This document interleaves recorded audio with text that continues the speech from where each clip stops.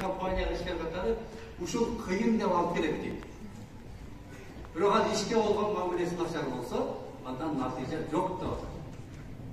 Тескерисинче, өтө кыйын болбосо дагы мугалимдикке келгенден кийин мугалимдикке берилип иштесе, ошол келечекте ошондон жакшы нерсе чыгат деген ой. Мына ошон үчүн мен ушул кичинекей кагазды дайыма жанымда эстен чыгып калбасын деген.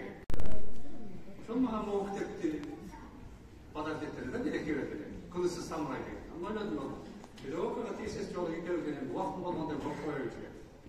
Бирок окугандан окуй баштагандан 2 күн баардык ишин токтотпой ушул китепти окудум. Бул жерде 4 принцип бар. Ошонун бир принциби ушул кишиде айтып атат. Ишке кылган мамиле сенин канчалык бийиге жетерин билгизет экен деп. Ал өзү жетим бала, 1,5 метр бою бар, кулагы демдейген.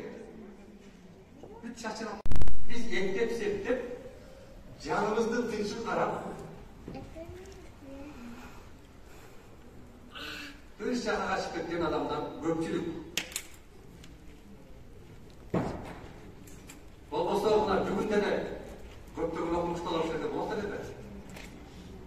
Көптөгөн билим берүү мыктылары болот эле. Маселе аягы кыргызда бир сөз бар, жылаңач көлү бучкакка чапкандай. Бүгүн билим берүүдө акыбал чын эле кыйын эле. Эл токтоп жыйынтыктап атып айтары, эгер бир иш жанагындай идеяны ишке ашырабыз десеңиздер, биринчи сиздерде өзүңүздөргө болгон ишеним болуш керек.